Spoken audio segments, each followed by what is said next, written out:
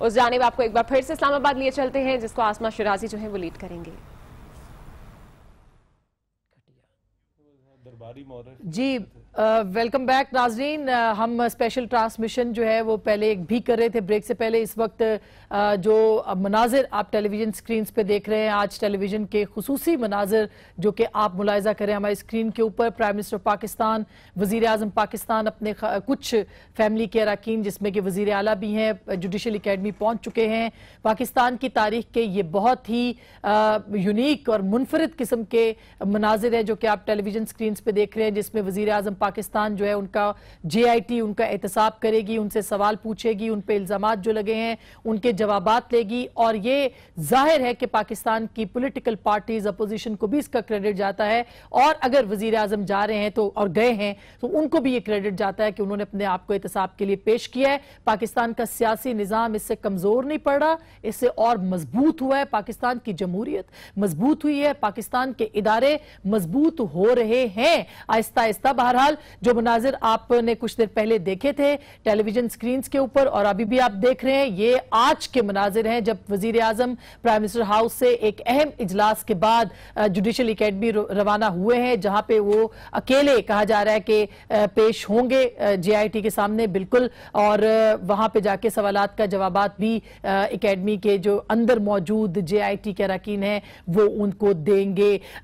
ये पाकिस्तान जाहिर है कि जिस तरह एक JIT बनी और उसके बाद से जो प्रोसीडिंग्स चल रही हैं ये अपनी मंजिल को जाता हुआ एक और अहम कदम है। हमारे साथ शौकत पराचा भी हैं और रहमान अजहर भी हैं। हम बहुत सारे लोगों को टेलीफोन पे भी ले रहे हैं और आप ये मनाजिर भी बिल्कुल मिस नहीं कीजिए जो कि इस वक्त टेलीविजन स्क्रीन पर, खास करके आज टेलीविजन के खुसूसी मनाजिर हैं जो कि हम आपके सामने पेश भी कर रहे हैं कि वजीर आजम जिस तरह से गए हैं वहां पे, शहबाज शरीफ उनके साथ थे। उससे पहले जो इजलास हुआ है उसके अंदर इसाक डार साहब थे, उसमें ख्वाजा आसिफ साहब थे, उसमें इरफान सिद्दीकी साहब थे, और आपने वो फोटो देखी होगी जो मरियम नवाज साहिबा ने ट्वीट की है, वो खुद भी साथ थी। चौधरी निसार नजर नहीं आए। पराची साहब, आप एक्सपेक्ट कर रहे थे कि चौधरी निसार नहीं होंगे शायद आज की मीटिंग के अंदर, और जो आप देख रहे हैं मनाजिर, क्या आपका इस वक्त एनालिसिस क्या है? बहुत सारे लोग कहते हैं कि बहुत अच्छा हो रहा है, वजीर आजम पेश हो रहा है, PMLN इसका क्रेडिट ले रही है कि जी हमारा वजीर आजम था इसलिए एहतसाब के लिए खुद को पेश कर रहा है। शुक्रिया। पहले तो आज के मनाजर आज टीवी की स्क्रीन पर हमें नजर आया और बड़ा एक्सक्लूसिव वो मनाजर थे कि वजीर आजम बड़े क्लियर नजर आ रहे हैं, और कम अज कम इन विजुअल से हम ये देख पाए कि कौन कौन जा रहे हैं। दो कंपोनेंट्स हैं आपकी बात के। एक तो ये है जो लोग गए नेसेसरली वो शरीफ फैमिली के हैं, वो आपके सामने नजर आ गए। शरीफ फैमिली के लोग थे, मियाँ शहबाज शरीफ थे, हुसैन नवाज थे, हमजा शरीफ थे। वजीर आजम तो चूंकि उन्होंने आज JIT के सामने पेश होना था वो गए। वुज़रा हमें नहीं नजर आया, इसलिए चौधरी निसार अली खान की एक्सेप्शन को मैं उस नहीं, वो जो इजलास हुआ है प्राइम मिनिस्टर हाउस में उसके बाद की जो तस्वीर है उसमें भी वो नहीं है, आसिफ तो है मगर बाकी और चौधरी निसार नहीं है, लेकिन सारी कैबिनेट नहीं है, दोष वजीर है, चंद जो किचन कैबिनेट सारी काबीना नहीं है। अब दूसरा सवाल बड़ा इंपॉर्टेंट है, क्योंकि हमारी तारीख के कॉन्टेक्स्ट में जितने भी मुस्लिम लीगी खुश हो रहे हैं आज वो कहें कि वज़ीर आज़म चला गया, लेकिन आसमा शिराजी साहिबा और रहमान अजहर साहब, स्पेशली आप से भी मैं ये क्वेश्चन एड्रेस कर रहा हूँ, ये हमेशा सियासी लोगों पर ही ये आसमान क्यों सिर्फ सियासी लोगों पे गिरती है?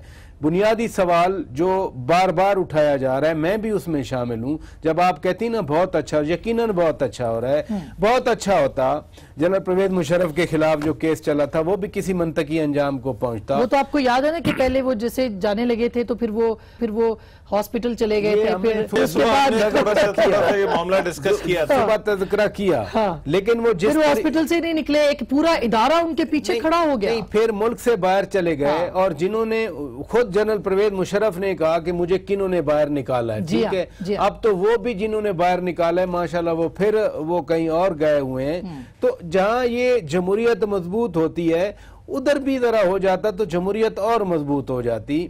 ये कोई फांसी चढ़ रहा है, कोई एग्जाइल में जा रहा है, आज कोई अपने मातहत अफसरों के सामने पेश हो रहा है, और आई कैन इमेजिन कि ये जो जिनके सामने पेश होंगे उनका रवैया कैसा होगा। वो कहेंगे कि जी हुसैन नवाज के साथ ये हुआ, उनके ज़हन में है ना वो रवैया जो अभी थोड़ी देर पहले किसी ने कमेंट किया था कि बड़े डिसेंट होंगे, बड़े आराम से बात करेंगे, जरूरी नहीं है। नहीं, उन्होंने जनरल मुशर्रफ से बड़े डिसेंट तरीके से बात की थी कि सर आपका जो दिल चाहे वो बता दे, इनकी बात नहीं बताए। मैं इनके सामने जरूरी नहीं है, इनके सामने वीडियो रिकॉर्डिंग हो रही है, इनके सामने जरूरी नहीं। और मैं आपको ये भी बता दूं, ये वीडियो रिकॉर्डिंग जरूर लीक होगी, exactly। ये इलेक्शन के वक्त लीक होगी, इस इलेक्शन टाइम पे आकर लीक किया जाएगा, और फिर जो एक तरीका होता है रिडिक्यूल करने का, एक मजाक। ये वैसे रहमान ये परसीव कर रही है PMLN के, अगर वीडियो रिकॉर्डिंग जो हो रही है जिसपे एतराज वो बार बार कर रहे हैं कि ये नहीं हो, क्योंकि उनका मुवक्किल जो भी जिस तफ्तीश हो रही है वो उस पे नफ्सियाती असर इसका पड़ता है, इसमें वजन भी है। मेरा ख्याल है वीडियो रिकॉर्डिंग का जो मामला है कभी हो सकता है, मगर होली एंड सोली अगर सिर्फ यही इशू PMLN का है तो मैं उससे डिसएग्री करता हूँ। वजह यह है कि ये जो 28 तारीख के बाद डॉक्टर आसिम की भी वैसे हुई थी वीडियो, वो हुई है और भी बहुत सारी ऐसी मिसालें हैं, मगर इसका ये मतलब नहीं कि वो फिर आप काम ही करना छोड़ दें। मैंने कहा था कि फिर तो आप कोई भी चीज ना रखें ना, कोई भी सेंसिटिव चीज ना रखें कि हो सकता है किसी दिन जो है वो लीक हो जाए। मसला सिर्फ ये है कि ये जो माहौल है ये 28 तारीख से बनना शुरू हो गया था और इस पेशी के लिए बन रहा था, और इसके साथ अभी एक और पेशी है मरीम साहबा की, वो हो सकता है उन्हें बुलाया जाए, तो उस इन दो पेशियों के लिए जो है ये सारा माहौल बनाया गया था। आप देखें पहले एतराज़ात आने शुरू हो गए, फिर उसके बाद जो है वो निहाल हाशमी की तकरीर, अगर चले निहाल हाशमी की तकरीर वो कहते हैं वो जाती कैपेसिटी में है। SCCP जो चेयरमैन, जो नेशनल बैंक के चेयरमैन ने जो बात की, ये जो सारे मामला थे, ये एतराज़ात GIT को कंट्रोवर्शियल बनाने की जितनी जो इनिशिएशन हुई है कोशिशों की, वो सारी की सारी हमें इसी तरफ से तो GIT को भी केयरफुल रहना चाहिए, GIT को बिल्कुल रहना चाहिए। इन लोगों ने लीक की, रहमान अदर मैं सिर्फ ये कह रहा हूं, इन लोगों ने लीक की। अगर GIT इतनी पवित्र है तो तस्वीर कहां से? देखिए मैं सिर्फ ये कह रहा हूं कि there is a method to this madness. आप ही के क्वेश्चन से, अगर तस्वीर बनाना गलत काम नहीं है, रिलीज करना गलत काम नहीं है, तो फिर किसी नामालूम शख्स के खिलाफ एक्शन क्यों लिया गया? वो नामालूम नहीं है, वो आपको भी पता है, हमें भी पता है वो कौन है, किस डिपार्टमेंट का है, किस छोड़े ना अभी फिर अभी अगर GIT ने मेंशन नहीं किया आप तो कर देंगे। कौन से ऐसे फरिश्ते हैं जिनको GIT ने टच नहीं किया? बहुत सारे लोगों को देखिए इस मुआशरे में इंसाफ कैसे हो सकता है जिसमें सिटिंग प्राइम मिनिस्टर तो वहां बैठ जाए जाके, लेकिन उस इदारे के अदना मुलाजिम का नाम ना बता सके। आपने मुशर्रफ वाली बात का भी हवाला दिया, मैं उससे भी 100% इत्तेफाक करता हूं, मगर अगर हम सिर्फ इस इशू को उठा के देखें, जो मैं आपसे बात कर रहा था कि ये माहौल जो है वो इस पेशी के लिए बनाना था, और इस पेशी के लिए जो मसल फ्लेक्सिंग है, नहीं PMLN ने, ये तो मैं तो इस चीज पे बड़ा क्लियर हूं। 28 के बाद से आप देखें, जो मैंने आपको मिसालें दी हैं, तारिक शफी ने जो कुछ कहा, फिर उसके बाद जिस तरह से अदालत के अंदर दरखास्त उन्होंने दी, उन्होंने जवाब दिया, उन्होंने फिर जवाब जमा कराया, तो ये सारे का सारा माहौल जो है वो इसके लिए आज वाले दिन के लिए जो है वो तैयार किया गया था। और आज जबकि वज़ीर आज़म पेश हो रहे हैं तो मेरे ख्याल है GIT के ऊपर भी प्रेशर है अभी कहीं ना कहीं, क्योंकि वो पहले व्हाट्सएप कॉल वाली जो है तनाज़ा है उस पर, फिर उसके बाद जो है जो तकारीर बाहर से उन्होंने सुनी, फिर जो है वो उन्होंने जो कंप्लेंट्स की, जो उनकी ऑब्जर्वेशन थी, वो हमने कुछ देखा कि वो नैब के लोगों को भी तंग किया जा रहा है, फिर वो कहते हैं कि इदारे जो हैं वो हमारे साथ ताउन नहीं कर रहे, रिकॉर्ड टेम्पर हो रहा है, IB के लोग उनके घरों के आसपास जो है वो फिर रहे हैं, फेसबुक अकाउंट्स उनके जो है वो हैक किए जा रहे हैं, तो GIT जो है वो अभी कहीं ना कहीं इस पर प्रेशर जरूर है। आज की जो पेशी है, और जो उन्होंने एक जुमला कह दिया कि ऐसे माहौल में तहकीकात किस तरह से हो सकती है, मैं पॉइंट, मतलब ये तो बहुत ही, अब तो अदालत ने इंश्योर करना है कि जब किस तरह से इस तरह के माहौल में इंटरफेयर तहकीकात हो सकती करेंगे हैं। तो आप किस तरह से एक्सपेक्ट कर सकते हैं कि GIT जो है वो उस तरह से तहकीकात आजादाना और शफाफ करेगी? आपको GIT को एक माहौल देना पड़ेगा, और PMLN के लिए सियासी तौर पर यह फायदेमंद है कि GIT को वो माहौल ना अगर मिले। वो माहौल मिल भी जाए पराचे साहब, तो अगर वो माहौल मिलने के बावजूद प्राइम मिनिस्टर बैठे हुए हैं, तो कौन तस्लीम करेगा कि भाई ये इंडिपेंडेंट काम हो? देखिए, एक तो मैंने सुबह भी बात की, आप नहीं थी, रहमान अदर साहब के गोशगुजार मैंने भी कुछ हकायक रखे, किस तरह का माहौल ये माहौल के जी JIT के IB वाले उनके घरों के बाहर घूम रहे हैं, IB वाले बाकी जहां जहां घूमते हैं, कभी इन्होंने एतराज किया? ये बड़े बड़े घरों के बाहर आप लोग बहस में चले जाते हैं कि बहस वो कर रहा है, पहले फिर उसको पकड़े। अरे भाई बहस उन 10 बंदों को पकड़े फिर आप मेरे पास आए। नहीं, बहस जरूरी है। आप शहजादे तो नहीं है, आप एक आइडियल माहौल मांग रहे हैं। ये इस मुल्क में यही हो रहा है। आप इस बहस में पड़ेंगे तो देखिए, आप किसी ने कल ये बात की, आसमान ने जो बात की, किसी ने कल ये बात की कि IB वाले वहां क्यों घूमते हैं। आसमान ने जो पहले बात की, आपने कहा बिल्कुल ठीक है, मुशर्रफ एग्री करता हूं उस पे, मगर इसका ये मतलब नहीं हो सकता कि जी कि पहले आप उनका करें तो फिर आप जब उनका था तब क्यों नहीं किया? क्योंकि कल फिर ऐसा ही होगा, कल फिर ऐसा ही होगा। ये एक बार नहीं हुआ इस मुल्क की तारीख में, 50s में हुआ, 60s में हुआ, 70s में हुआ। प्रेसिडेंट अगर सेट हो रहा है और अप्रिशिएट करता हूं प्राइम मिनिस्टर को, आपको यकीन है प्रेसिडेंट, मेरा ख्याल है कि प्रेसिडेंट इक्वल चलेगा। केसेस तो अभी भी चल रहे हैं ना। अगर प्रेसिडेंट की बात कर रहे हैं, टेलीविजन पे बैठ के कहा मुझे सऊदी किंग ने 1 बिलियन जी, ये तो कोई रकम ही नहीं, जो अपार्टमेंट ही नहीं जो आप बता रहे हैं, वो मुझे दिए, इतने तोहफे दिए, उनसे मेरी खुसूसी मोहब्बत थी। भाई आपको जो तोहफे मिले वो स्टेट को मिलते हैं, वो आपको नहीं मिलते। किसी ने इंक्वायरी कमेटी कमीशन बिठाया कि भाई साहब आपको सऊदी अरब से तोहफे क्यों मिल रहे थे और आपके पास इतना पैसा क्यों आया है? आज तक इसकी इन्वेस्टिगेशन नहीं हुई। हम मानते हैं कि ये कसूर इस हुकूमत का है। इस हुकूमत क्या मुशर्रफ के खिलाफ पर नहीं लिखा गया? करनी किन्होंने? इन्होंने करनी थी, नहीं की। बाहर भेजा जी, रहमान अदर साहब किसने बाहर भेजा? जनरल मुशर्रफ ने खुद कहा कि मुझे किसने बाहर भेजा है, बात खत्म हो गई। फिर हम क्या इस बारे में बात करें? हम माजी की बात, मजबूती दिखानी चाहिए थी ना। अगर आप इतना ही अपने आप को कहते हैं, किनको मजबूती? हुकूमत को मजबूती दिखानी चाहिए। ये दिन देखने पड़ रहे हैं। उन्होंने थोड़ी बहुत टांगों में ताकत दिखाई, खड़े रहे बेचारे, आज इसलिए ये दिन देखने पड़ रहे हैं। आपने अगर जमहूरियत पे स्टैंड लिया है तो फिर आपको स्टैंड पूरा लेना चाहिए। तो पूरा है ना, आप सिर्फ मजलूमियत का रोना नहीं। आज पेश हो रहे हैं और क्या स्टैंड लें? कहा किसी ने कि जी मैं वजीर आजम हूं, मैं नहीं पेश होता। कहा किसी ने कि जी वो मेरे मातहत हैं, वो तो इस चीज को अप्रिशिएट किया जाना चाहिए और किया जा रहा है। मेरा ख्याल है कि प्राइम मिनिस्टर जो है वो पेश हो रहे हैं। जो ये कहना कि अगर जो है वो उस टाइम नहीं हुआ तो अब क्यों हो रहा है, तो फिर कभी भी नहीं होना चाहिए, आइंदा भी नहीं होगा। सर देखिए, आप या तो ये प्रेसिडेंट सेट कर लेंगे जी ठीक है, इसलिए 1999 में नहीं हुआ या 2007 में हुआ, नहीं तो फिर एक मिनट, ये 1999 की बात नहीं है।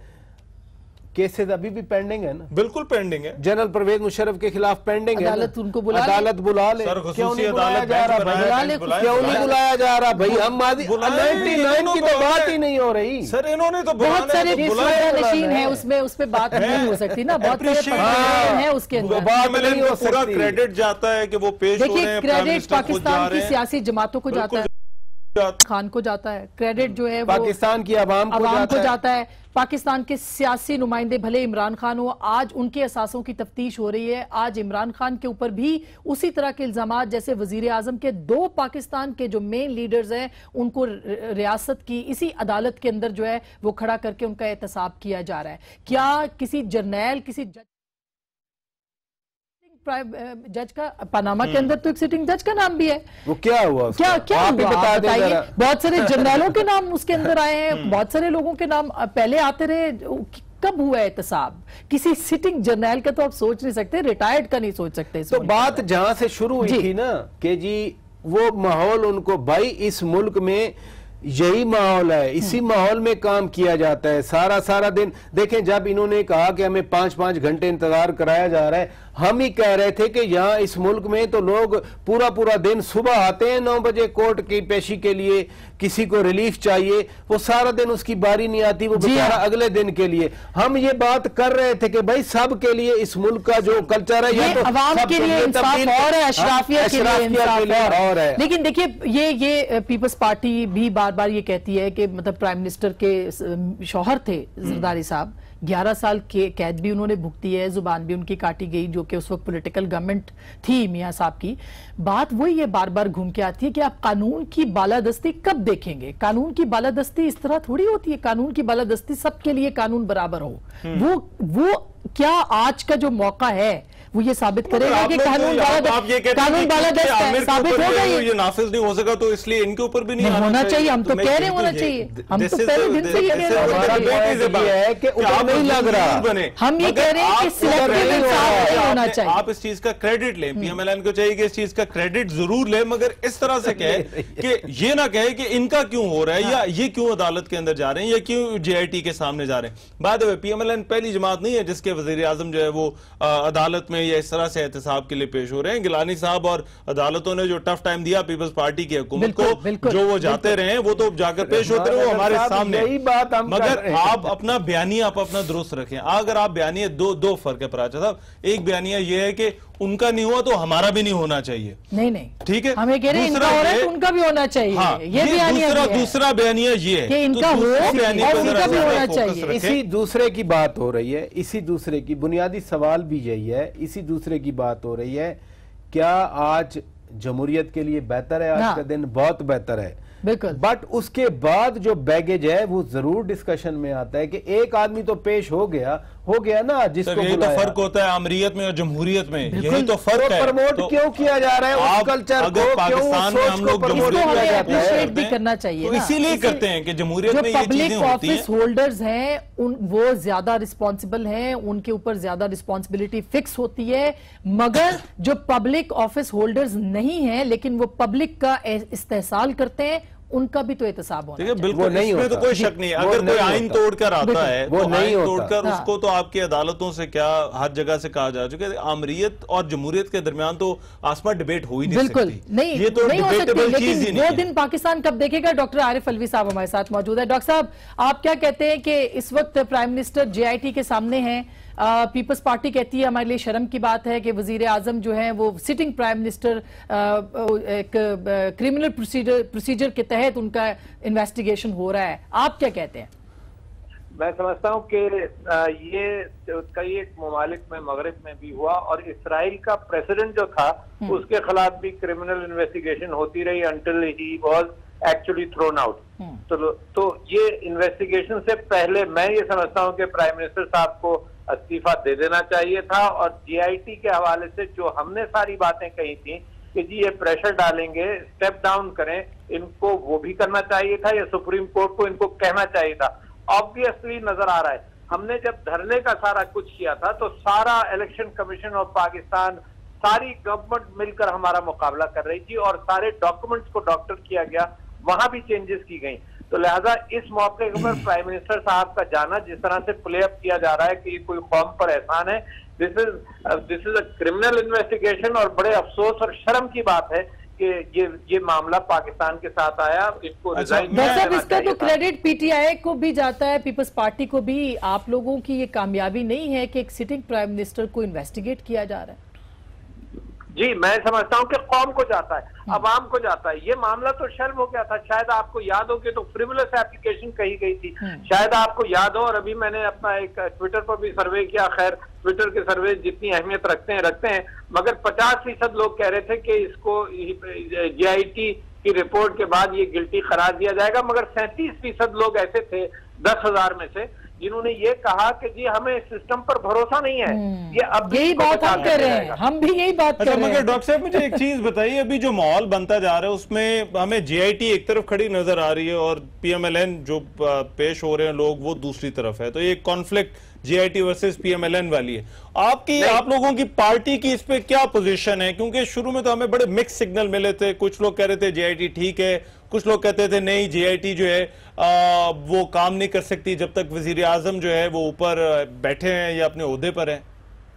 जी, मैं समझता हूं कि बिल्कुल यकीनी बात है कि हमें भी शुभात है कि जो जीआईटी कितना काम कर सकेगी, मगर आप ये बात देखिए कि सारे मेंबर जीआईटी ने अपने डिपार्टमेंट्स ने जो उनको मजबूर कर रहे हैं कि सारी इंफॉर्मेशन नहीं दे रहे, उनके खिलाफ भी स्टैंड लिया है, इंक्लूडिंग एमआई के आदमी ने स्टैंड लिया। उसने कहा जी आई एम थ्रेटेंड, उसने कहा कि जनाब मेरे पर टेलीफोन टैप हो रहा है। जो एचसीसीपी का आदमी है उसने स्टैंड लिया कि जी मेरा डिपार्टमेंट ये कर रहा है। जो एफबीआर के एतबार से एफबीआर ने भी उन्होंने एलेज किया कि एफबीआर जो है वो डॉक्यूमेंट्स कुक कर रहे हैं। तो मैं ये समझता हूँ कि सुप्रीम कोर्ट ने जो प्रोटेक्शन दिया है, सुप्रीम कोर्ट ने जो प्रोटेक्शन दिया है JIT को, और सुप्रीम कोर्ट के नीचे ही ये काम हो रहा है, तो पाकिस्तान की तारीख में इतने प्रोटेक्शन के साथ कोशिश इंसाफ की नहीं गई है और तलाश नहीं की गई। मगर प्राइम मिनिस्टर साहब के साथ एक सवाल जरूर होना चाहिए कि कतरी का जिक्र ना प्राइम मिनिस्टर साहब ने अपनी तकरीरों में किया, ना नेशनल असेंबली के सामने किया, ना एक दिन पहले जो कंसाइज स्टेटमेंट दिया है अपने बेटे से एक दिन पहले सुप्रीम कोर्ट में, उसमें भी कतरी का जिक्र ही नहीं। तो ये सवाल जरूर होना चाहिए कि क्यों नहीं है। डॉक्टर साहब ये फरमाइए, अभी आप फरमा रहे हैं कि सुप्रीम कोर्ट को रिजाइन लेना चाहिए था, आप मुतालबा भी कर रहे हैं। सुप्रीम कोर्ट ने, काली मॉनिटरिंग बेंच ने कहा कि जो JIT के रास्ते में रुकावटें खड़ी करेगा वो इनफैक्ट सुप्रीम कोर्ट के कामों में रुकावटें खड़ी करेगा। जब एक इतना बड़ा judicial forum, highest one in the country, इन चीजों को देख रहा है, मॉनिटर कर रहा है, फिर आपकी डिमांड्स को हम कैसे एडजस्ट करें? नहीं भाई साहब, मैं ये कहता हूं कि एक तो मॉरल डिमांड है प्राइम मिनिस्टर के साथ कि उनकी मॉरल अथॉरिटी खत्म हो गई है। अब JIT ने वही बात कह दी जो हम कह रहे थे। अब सुप्रीम कोर्ट जो है वो ये कह सकता है कि जितना अरसा ये तहकीकात चल रही है, कम से कम नवाज शरीफ साहब हट जाए, मगर सारा सिस्टम तो वही रहेगा, इन्हीं के हवारी वहां पर रहेंगे, मगर कम से कम एक मॉरल बात तो सुप्रीम कोर्ट कह सकती है। तो ये -1 पे इतना इसरार क्यों, जब सुप्रीम कोर्ट खुद देख रही है हर चीज को? जी नहीं, मैं -1 की तो बात ही नहीं कर रहा, मैं तो -500-600 की बात कर रहा हूँ। जो बहुत सारे लोग हैं, एक जगह से मामला शुरू हो रहा है, सिर्फ -1 मैं नहीं कह रहा, मैं तो ये कह रहा हूं कि एक जगह से जो एपेक्स है करप्शन का, उसके ऊपर सवालिया निशान है। ये मामला नवाज शरीफ साहब का है, अगर ये किसी और का होता, जरदारी साहब का होता, तो मैं और भी उसके अलावा भी कमेंट कर रहा होता। लेकिन डॉक्टर साहब, अब अगर इसी पे आ रहे तो आपके लोग जो आपकी पार्टी के अंदर कुछ शामिल हुए हैं पीपल्स पार्टी से, उनके ऊपर भी बड़े संगीन इल्जाम आते हैं। डॉक्टर फिरदौस आशिक पे नैब के अंदर अभी भी फाइल पड़ी हुई है, अब उसके ऊपर पता नहीं प्रोसीडिंग होती है इसके बाद कि नहीं, लेकिन आपकी पार्टी के अंदर ये बहुत से लोग आ गए हैं। जी, मैं कहता हूं कि जिसके ऊपर प्रोसीडिंग्स होनी चाहिए, चाहे पार्टी में हो चाहे पार्टी के बाहर हो, पार्टी उसको डिफेंड नहीं करेगी। प्रोसीडिंग्स हो, मामला क्लियर हो।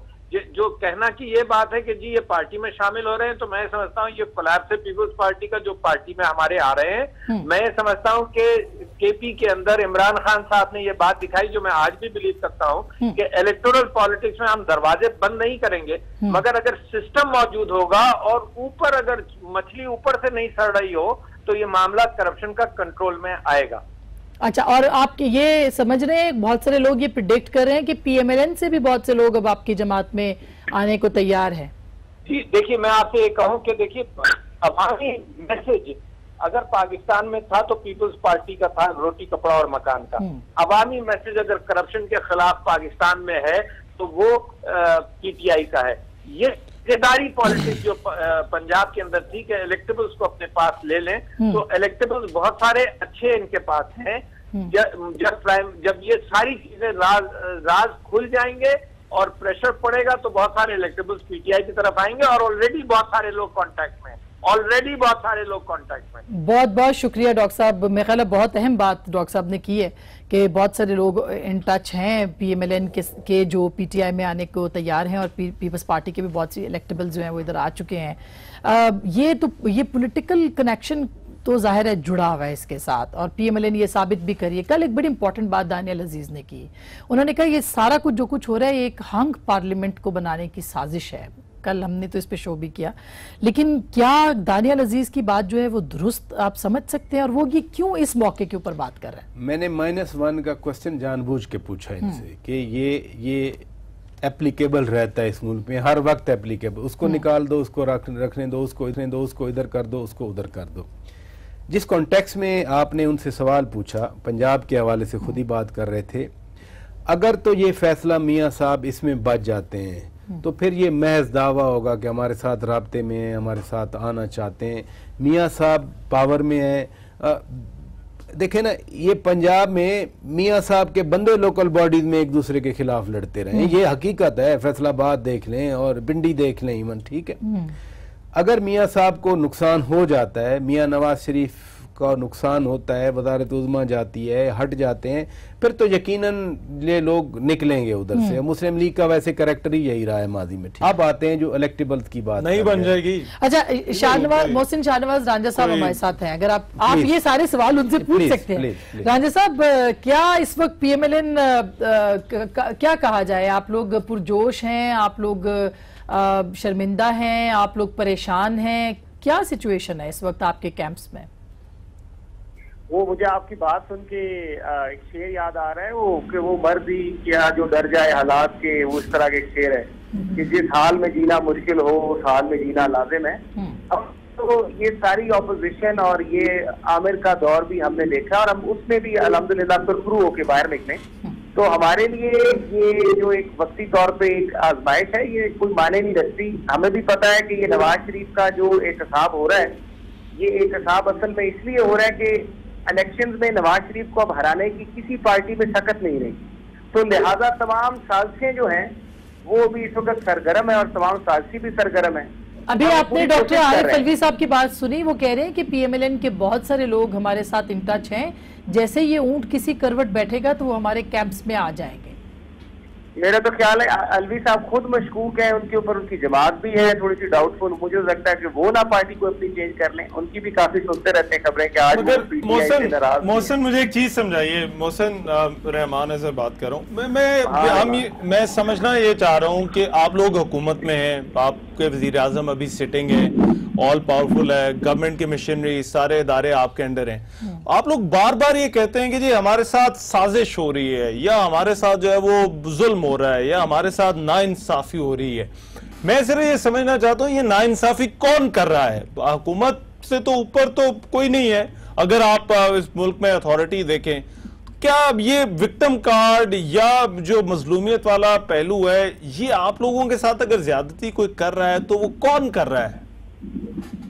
देखिए आपने रहमान साहब, ये एक सोच है और एक पाकिस्तान के अंदर ये एक सोच हमेशा से रही है कि जो पाकिस्तान में जमहूरियत को फलता फूलता नहीं देख सकती, और ये सोच किसी एक अदारे तक महदूद नहीं है।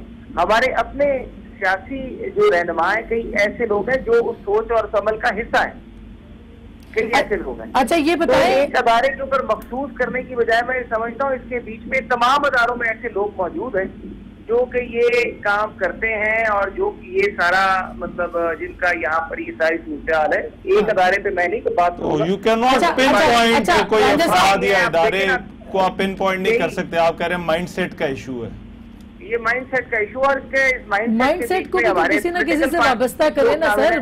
माइंडसेट भी तो इतनी हिम्मत तो होनी चाहिए ना कि आप खुल के कहें कि वो माइंडसेट जो है वो किसने बनाया, वो क्यों बना। अगर ये नहीं है तो फिर ये ढके छुपे लफ्जों में कहने की क्या बात। हाँ देखिए माइंडसेट जो है कि ये माइंडसेट पाकिस्तान की पॉलिटिकल हिस्ट्री के बीच में मुख्तलिफ शक्लों में बाहर निकलता है। ये आमरूद की भी शक्ल में बाहर निकला है। ये माइंडसेट जुडिशियल जो है एक एक्स्ट्रा ऑर्डिनरी जुडिशियल जो है यू कैन से एक्टिविज्म, उसकी नजर में भी हमें नजर देखने में आया है। ये पॉलिटिकल पार्टीज ने भी उस माइंडसेट का सपोर्ट किया है, ये वो भी देखने में आया। तो ये आपके ख्याल में अभी भी जुडिशियल एक्टिविज्म हो रहा है आपके ख्याल में? जुडिशियल एक्टिविज्म देखिए, माजी में जब जुल्फकार भुट्टो साहब को सजा सुनाई गई और माजी में जब डोगर कोर्ट ने मियां नवाज शरीफ साहब को सजा सुनाई और परवेज मुशर्रफ के दौर में यही अदालतों के थ्रू मियां नवाज शरीफ साहब को कितने कैद हुई, उनको उसके बाद पूरे खानदान को सजाएं सुनाई गई, तो वो नजर आया ना वो पहलू वो उस माइंडसेट का। तो ये तो माइंडसेट चल रहा है जो पाकिस्तान के बीच में जमहूरी ताकतों का जो हुकूमतों का 5 साल का ड्यूरेशन है, एक तो उसके बीच में खलल पैदा करना चाहता है और जमहूरियत का जो तसलसल है उसको बीच में तोड़ते रहना चाहता है। रांझा साहब ये फरमाइए, जिस कॉन्टेक्स्ट में अभी हम बात कर रहे थे, कल दानियाल अजीज साहब ने कहा कि कोशिश की जा रही है हंग पार्लियामेंट बने। ये मुस्लिम लीग को ऐसा क्यों खौफ नजर आ रहा है कि कोई ना कोई कोशिश कर रहा है कि हंग फैसला तो आवाम ने करना है, वोटों ने फैसला करना है, वो पंजाब के आवाम करें, वो KP के करें, वो सिंध के करें, बलूचिस्तान के करें, ये क्यों ऐसा नजर आ रहा है? अच्छा मैं जरा इधर ख्वाजा आसिफ साहब आ गए JIT का, मैं जरा उनके पास जा रहा हूँ। तो फिर मैं आपसे अच्छा चले, बहुत बहुत शुक्रिया, थैंक यू सो मच। ये अभी सारे मेरा ख्याल है आज पीएमएलएन मैंने एक सवाल पूछना था, लेकिन अब पीएमएलएन का कोई और मिलेगा तो पूछेंगे। क्या कहा जा रहा था कि सिर्फ खानदान के लोग जाएंगे? हमने देखा हुसैन नवाज भी थे, साथ में शहबाज शरीफ भी थे, फवाद हसन फवाद भी थे प्रिंसिपल सेक्रेटरी। वो तो खानदान के फर्द नहीं है, वो तो सरकारी हैसियत है उनकी एक। आपने भी प्राइम मिनिस्टर साहब को काम करते देखा है, इन्होंने भी देखा होगा। सरकारी हैसियत में फाइलें तो कुछ होंगी ना जिनको साथ लेके जा रहे होंगे। ये सरकारी हैसियत में लोग जाते हैं। एक बार राजा पक्से आए पाकिस्तान, तो उस वक्त जनरल मुशर्रफ साहब प्रेसिडेंट ऑफ पाकिस्तान थे विद यूनिफॉर्म। तो वहाँ तारिक अजीज साहब भी आए थे जो उनके उस वक्त के प्रिंसिपल सेक्रेटरी फवाद हसन फवाद थे उस वक्त के। तो कुछ येलो चिटें थी तारिक अजीज साहब के हाथ में। तो जब राजा पक्से का जहाज आ रहा था, क्योंकि हमारे हेड ऑफ स्टेट भी एन वक्त पे जाते ना जब वो, तो 2-4 जो 10-15 मिनट मिले तो वो तारिक अजीज साहब और जनरल परवेज मुशर्रफ साहब डिस्कस करते रहे वो चिट को। मे भी इतना ऑफिशियल इंपॉर्टेंट एजेंडा भी होता है समटाइम्स कि आपको उधर टाइम नहीं मिलता, इधर मिलता है। बट फवाद हसन फवाद के कॉन्टेक्स्ट में मैं ये नहीं कह सकता कि वो ये प्योरली बिजनेस होगा। इसी केस के बारे में डिस्कशन होगी, इसी केस के बारे में बातचीत हो सकती है। You can not rule it out. या वो सिर्फ एक सपोर्ट के लिए वहां पे मगर ये सारे लोग जो ये बड़े क्लोज एडीज हैं, बड़े करीबी रफीका। परवेज रशीद साहब मतलब आप ये देख लें, उनका पोर्टफोलियो नहीं है, उनके पास कोई नहीं, मगर अभी भी वो वजीर आजम के बड़ा करीब है। वजीर आजम सीनियर लोग जो है वो उनसे मशवरा छोड़ के इरफान सदीकी साहब तस्वीर में मौजूद है, ये भी बड़े करीब है। जाहिर बात है वजीर आजम जो कहते हैं बहुत सारा लिखा उनका होता है। हमजा शहबाज और शहबाज शरीफ का वहां पर होना ये भी बड़ा मीनिंगफुल है, क्योंकि ये फैमिली की पहले तक शहबाज शरीफ या हमजा की तरफ से कोई स्टेटमेंट खामोश था ना। शहबाज शरीफ कैंप जो था पनामा वाला, ये 126 दिन जो है, कभी राना सनाउल्लाह कभी कभी बात कर रहे हैं। अच्छा ये ख्वाजा साद रफीक साहब ने हमें ज्वाइन किया है, उनसे बात करते हैं। अस्सलाम वालेकुम। अच्छा मैं ख्याल है कि अभी थोड़ी देर में आएंगे वो, उनसे फिर बात करते हैं। तो मैं ये कह रहा था शहबाज शरीफ कैंप जो था वो खामोश था, मगर अब देखें शहबाज शरीफ कैंप ना सिर्फ बोला है, पिछले आप देखें राना सनाउल्लाह रोज प्रेस कॉन्फ्रेंस कर रहे हैं, रोज इस मामले पर बात कर रहे हैं, और बाकी भी जो लोग हैं वो भी जो है वो इस मामले पर बड़े एक्टिव हैं। और अब क्योंकि शहबाज शरीफ साहब को खुद बुला लिया गया है, अब तो अब वो सॉलिडेरिटी के लिए आगे अब तो अपना मामला बन गया ना। मेरा ख्याल है उनका जो केस है, जो शहबाज शरीफ का कनेक्शन है, बड़ा इंटरेस्टिंग है, बड़ा इंटरेस्टिंग है। एक तो जब 20 अप्रैल को फैसला आया तो शहबाज शरीफ भी मुबारक देने वालों में शामिल थे। शहबाज शरीफ साहब ना, अच्छा चीफ मिनिस्टर पंजाब जी कुछ और कह रहे हैं नहीं, मियां शहबाज शरीफ साहब। जब 20 अप्रैल का फैसला आया तो पीएम हाउस में इसी तरह की पिक्चर आई थी। लेकिन ये जो पेशी की बात कर रहे हैं ना वो बड़ा स्ट्रेंज है। कल परसों राना सनाउल्लाह कह रहे थे कि जी इनको बुलाया जाए जी, हाँ, और उनको बुला भी लिया। मुझे साहब की ख्वाहिश पूरी कर दी, पता नहीं ख्वाहिश क्यों आई और इधर से पूरी क्यों की। बुलाया जाना था शहबाज शरीफ के बगैर। अगर आप मैं फिर अभी कह रहा हूँ हुदैबिया वाला केस सारे मामले में बड़ा अहम है, मतलब और हुदैबिया वाला केस में जितने तारिक शफी वाला मामला देखे ना, वो भी वहां पर जावेद क्यादी वाला, ये सारे मामला जो है वो कहीं ना कहीं मैंने जो पहले बात की थी कि जीआईटी ये जरूर सोच रही होगी कि इनमें से सबसे आसान चीज कौन सी है, सबसे आसान साबित करना जो है वो काम कौन सी चीज। तो रहमान मलिक साहब को बुलाया, मेरा अपना आते ही पीपल्स पार्टी का पांव आ गया इसके अंदर। इस वक्त हाथी के पांव में पीपल्स पार्टी का पांव इस वक्त मुझे ये लग रहा है। रहमान मलिक साहब का तो देखिए वो बड़ा डाइसी होता है, देखिए वो किसी भी तरफ जा, लेकिन उसके बावजूद रहमान मलिक साहब सैटरडे को उनका इंटरव्यू किया, मैंने उनका इंटरव्यू किया। मैंने कहा जी एक तो वो बड़े इस बात पर कायम है कि उनकी जो इंक्वायरी थी वो ऑफिशियल इंक्वायरी थी और उसका रिकॉर्ड जो है वो मौजूद है। कहां मौजूद है, किस कैपेसिटी में मौजूद है, ये अच्छा इंटरव्यू में तो वो खैर बात गोल करके, मगर अब जेआईटी पूछेगी तो मामला जरा डिफरेंट होगा। तो मैं जो बात कर रहा था कि इस सारे मामले में मुझे ऐसा महसूस हो रहा है कि जेआईटी को लगता है ये हुदैबिया वाला जो मामला है ये सबसे आसान है, या इस पर जो है वो चीजों को साबित करना और कड़ियां मिलाना जो है वो आसान है। इसीलिए क्योंकि मनी लॉन्ड्रिंग मुबैना तौर पे जो कहा गया, जो पहले इससे इन्वेस्टिगेशंस हुई हैं उसी रकम से जो इतराफी बयान है उसमें खरीदा गया, फ्लैट्स खरीदे गए। रहमान मलिक साहब की इन्वेस्टिगेशन यही थी ना, वो मेफर फ्लैट के हवाले से वो तो कतरी खत आया तो जस्टिफाई कर। अच्छा शेख रशीद साहब हमारे साथ हैं। शेख साहब अस्सलाम वालेकुम। वालेकुम सलाम आसमा। शेख साहब, क्या आपको हो रहा है और क्या तासुरात है अभी आप प्राइम मिनिस्टर जब गए हैं पेशी के लिए या तफ्तीश के लिए? क्या कुछ दिल्ली की जामिया मस्जिद का इमाम जा रहा था वुजू करने के लिए? करप्शन में मुलव्वस इंसान है, करप्शन में सफाई देने जा रहा है, बच्चे भी मुलव्वस हैं, दामाद भी मुलव्वस है, भाई भी है दैबिया में। शर्म होती तो इस्तीफा दे देता। कहता मुझे इज्जत अजीज है, उसको इख्तदार अजीज है। अब इख्तदार अजीज है तो इसका फैसला सुप्रीम कोर्ट ने करना है कि इख्तदार के अहल है या नहीं है। सो हमारा तो उसके सूरत में सिवाय एक वो 2 नंबर का वो डिप्टी स्पीकर के अलावा बाकी सब उसकी फैमिली उसको डोली में चढ़ाने आई है। जा पुत्र रावी ना को आवी ना जावी। तो ये सारे खानदान की दौलत का एक हिसार है। दीवार चीन इन्होंने बनाई हुई है।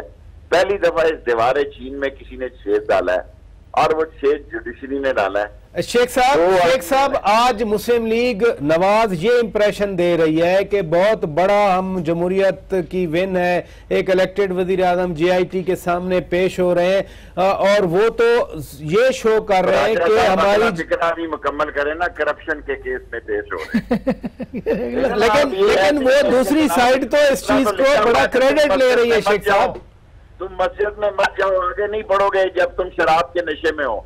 बाबा आपके करतूत क्या है? आपके काले करतूत हैं, आपके काम ही खराब हैं। आपने सारी कौम का माल लूटा और डकार मारी है। अभी तो एक केस है, पता नहीं कितने। शेख साहब कह रहे हैं कि आमिरों के साथ मुवाजना करके वो कह रहे हैं देखे वो पेश नहीं हुए, वो अस्पताल चले गए थे, हम हैं जो जमहूरी हुकूमत है, हम तो पेश हो रहे हैं। अप्रिशिएट इस चीज पे तो करना चाहिए कि नहीं करना चाहिए? आमिर अगर करप्शन के केस में होता ना, तो अगर ऐसे होता तो मैं कहता कि इसको लितर मारो। अगर आमिर करप्शन के केस में होता, अगर आमिर पे ये इल्जाम होता ये दौलत लूट कर ले गया और इसने ये किया वो किया, मैं समझता हूँ अच्छी बात की वो पेश हो गए। अगर उनके पास कोई और ऑप्शन होती तो शायद वो इस्तेमाल करते। उनके पास जितने पाकिस्तान के चोटी के लायर हैं उन्होंने मशवरा दिया कि आप पेश हों, और अगर कोर्ट उनको इंसाफ पे मबनी फैसले पे ये करार देती है कि ये जो 2 पर्चों में फेल है, बाकी 3 ठीक है। अगर एक बंदा कहता नहीं यार ये सारे के सारे पर्चों में फेल है, पप्पू फेल है, तो फिर इसमें हमारा क्या मसला है जी? कानून और आइन का मसला है।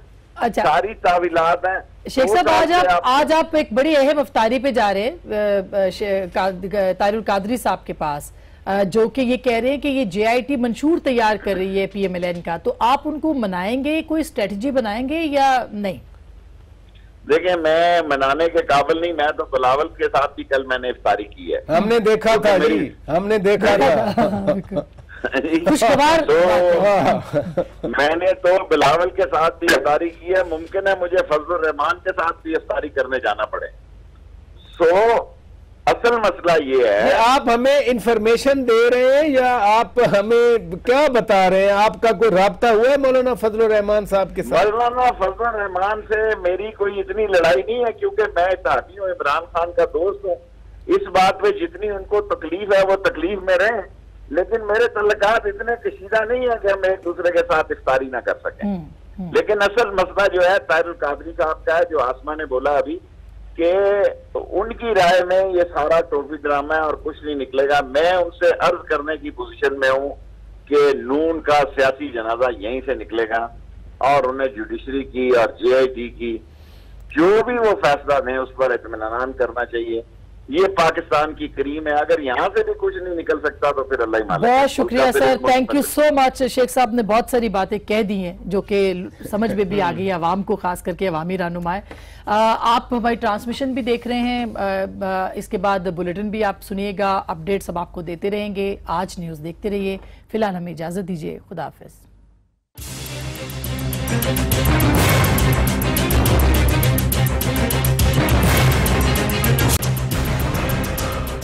पर खुसूसी ट्रांसमिशन का सिलसिला जारी है। वजीर आजम मियां नवाज शरीफ इस वक्त JIT के सामने मौजूद हैं, उनसे सवालात किए जा रहे होंगे।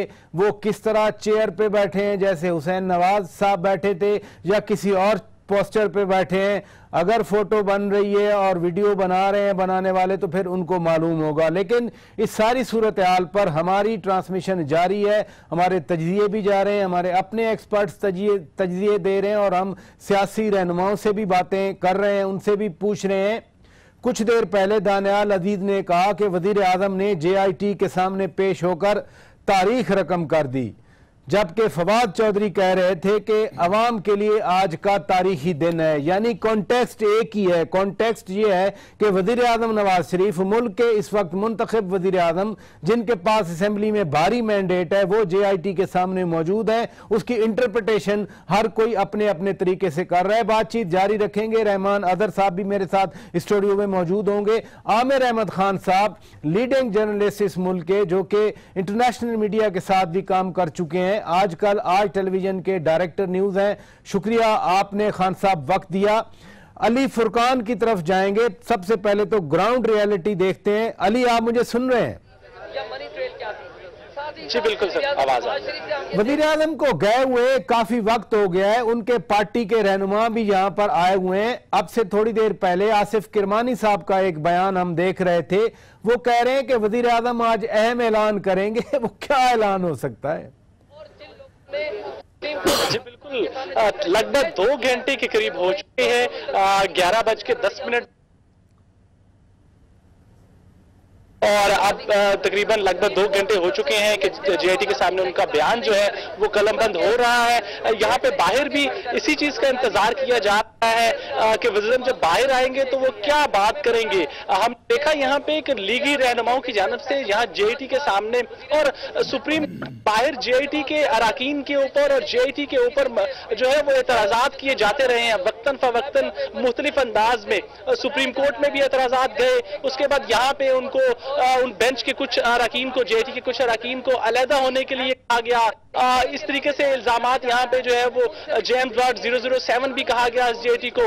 लेकिन इसके साथ साथ अमल था वो रुका नहीं और हुसैन नवाज थे, हसन नवाज थे या दीगर लोग थे, नेशनल बैंक के जो प्रेसिडेंट थे, और आज वज़ीर नवाज शरीफ वो पेश हो रहे हैं इसके सामने। तो एक चीज तो ये यहाँ पे क्यूरियोसिटी है मीडिया के अंदर भी जो यहाँ लोग मौजूद है कि वज़ीर यहाँ पे आके क्या ऐलान करेंगे। क्या वो उसी किस्म के एतराजात दोहराएंगे जिस किस्म के लीगी रहनुमा जो है वो कर रहे हैं JIT के ऊपर, या इसको मुकम्मल तौर के ऊपर इसकी एहतसाब का जो अमल है जो कि उन्होंने कहा था, उन्होंने ऐलान किया था पार्लियामेंट के अंदर, जिसकी उन्होंने यकीन दहानी करवाई थी सुप्रीम कोर्ट को, उसके मुताबिक जो है वो कोई बात करेंगे। लेकिन इस वक्त नजरें जो है वो वज़ीर के ऊपर ही है। पहले यहाँ पे बुलेट प्रूफ रोस्टम था रात में जो लगाया गया था, जिसको तब्दील कर दिया गया और अब इस वक्त लकड़ी का जो रोस्टम है वो मौजूद है। वज़ीर की वापसी के मुंतज़िर है सभी लोग अंदर, उनसे बातचीत की जा रही है, उनसे जो सवालात पूछे जा रहे हैं उसमें उनके जो कानूनी, उनकी शरीफ फैमिली के जो कानूनी मामनीन है, कानूनी माहिरीन जो है वो भी अंदर जुडिशल अकेडमी में उनके साथ मौजूद है। इसके साथ जो वज़ीर आला पंजाब शहबाज शरीफ है और दीगर जो उनके खानदान अली फुरकान ये बताइए, अली फुरकान आपने कहा कि उनके कानूनी मावनीन भी अंदर हैं, क्या वजीर आजम इस वक्त अकेले बैठे हैं JIT के सामने, या उनके जो माहिरीन हैं, कानूनी मावनीन हैं या वकला हैं, वो भी JIT के उस कमरे में मौजूद हैं, या आपके, वैसे तो दूर आपको रोका हुआ है लेकिन इंप्रेशन क्या मिल रहा है? जी ये बंद कमरा समात है और उसके तहत वज़ीर आज़म जो है वो खुद ही JIT के सामने बयान कलम बंद करवा रहे। लेकिन हमने देखा पहले, इससे पहले की जो समातें थी, हुसैन नवाज जब यहाँ पे आए तो यही उनके जो कानूनी, उनकी शरीफ फैमिली के जो मामनीन थे ये भी उनके साथ थे, जो जुडिशल अकेडमी के अंदर मौजूद होते थे। इनके पास दस्तावेजात, शवाहिद की फाइलें जो है वो मौजूद होती थी इनके हाथ में, जो ये गाड़ियों से लेके जाया करते थे, और अगर कभी अंदर से जरूरत महसूस होती थी तो वो इनके जरिए से कुछ, अच्छा अली अगर आप मुझे सुन रहे हैं, लेके नहीं जा पाते थे वो मंगवा लेते थे। अली एक चीज मैं पूछना चाह रहा था, बाहर जो लोग आए हैं ये कितने लोग हैं और क्या टेम्परामेंट क्या है? अभी तो इस्लामाबाद में धूप बड़ी तेज है, गर्मी है, लोग अभी भी वहां पर हैं, मौजूद हैं जो PMLN के सपोर्टर्स, और कौन लोग हैं ज्यादा? क्या पार्लियामेंटेरियंस हैं या उसके अलावा भी आपको लोग नजर आ रहे हैं? जी आज जो है वो कम तादाद नजर आई हमें लीगी रहनुमाओं की, पार्लियामेंटेरियंस की। यहाँ पे चंद एक पार्लियामेंटेरियंस ही नजर आए, यहाँ पे पहुंचे और कुछ जो है वो वुकला जो थे नून लीग के वो यहाँ पे पहुंचे सुबह में, और खवातीन जो है वो कुछ पहुंच पाई, ज्यादा तादाद नहीं है यहाँ पे, वो बहुत कम तादाद, और उनको भी जो है वो पुलिस ने जो है वो मेन जो दाखिली दरवाजा है जुडिशल अकेडमी का, अली इधर ही रहिए, अली फुरकान इधर ही रहिए, चूंकि प्राइम मिनिस्टर ने भी कहा था, हदायत की थी कि कारकुन ना आए। आमिर अहमद खान साहब, आपकी तरफ आऊंगा। दो मैंने अभी की कोटेशन आपके सामने रखी। दानियाल अजीज ने कहा कि वजीर आजम ने पेश होकर तारीख रकम कर दी। फवाद चौधरी कह रहे थे कि अवाम के लिए तारीखी दिन है। आप क्या समझते हैं? वजीर आजम JIT के सामने पेश हुए, JIT पे बेतहाशा एतराजात किए गए, कसाई की दुकान, जेम्स बॉन्ड, और फिर JIT ने अपनी शिकायत दर्ज कराई। ये प्रोसेस कैसा लग रहा है आपको? शिकायत उधर से भी है, उधर से भी है, लेकिन काम आगे बढ़ रहा है। कि तारीख रकम की, हर कोई ये कह रहा है कि जी आज एक तारीखी दिन है पाकिस्तान के लिए। इसमें कोई शक नहीं कि आज पाकिस्तान के लिए वाकई एक तारीखी दिन है, जबकि एक serving prime minister, strong majority रखने वाला प्राइम मिनिस्टर अपनी फैमिली बिजनेस का हिसाब देने एक इंडिपेंडेंट इन्वेस्टिगेशन टीम के सामने इस तरह से पेश हो रहा है। लेकिन सवाल ये है यहाँ पर शौकत साहब कि आज के इस तारीखी दिन की अहमियत ज़्यादा है या इस तारीखी दिन का मुस्तकबिल के ऊपर असर क्या होता है उसकी अहमियत ज्यादा है। और ये बात मैं इसलिए कर रहा हूं कि ये दिन, आज का दिन मेरी नजर में अहम इसलिए है कि ये तारीख जो है ये एक तरह से दो धारी तारीख है। अगर तो इस सारे प्रोसेस के नतीजे के अंदर किसी के ऊपर कोई रॉन्ग डूइंग साबित होती है और उससे उसके गलत अमल की सजा मिल जाती है, तो ये तो पाकिस्तान के लिए एक बहुत ही शानदार तारीखी दिन कहलाएगा और सुनहरी जो कहते हैं ना हरूफ में लिखा जाएगा। लेकिन अगर इस सारे प्रोसेस के बावजूद भी मामला जूं का त्यों ही रहता है और फिर नतीजा नहीं निकलता, तो मुल्क के अंदर जो और अवाम के अंदर जो इंप्रेशन आएगा कि भैया इस मुल्क के अंदर अगर आप प्राइम मिनिस्टर को भी अगर आप हाजिर कर लें अपने सामने और उनके खिलाफ भी इतने बड़े पैमाने पर आप तफ्तीश कर लें, फिर भी गलत काम पकड़ा नहीं जा सकता इस मुल्क के अंदर। तो इसलिए बहुत दो धारी सी तारीख है। अहमियत इसकी अपनी जगह पर अहमियत तो है अपनी जगह पर। आपने मुस्तकबिल की तरफ खुद ही इशारा कर दिया। अब इसके बहुत सारी डायमेंशंस हैं। अगर हुकूमती अरकान कौमी असम्बली या नवाज लीग के लीडर्स को सुना जाए बार बार, तो उन्होंने JIT पर बार बार जानिबदारी के इल्जामात लगाए।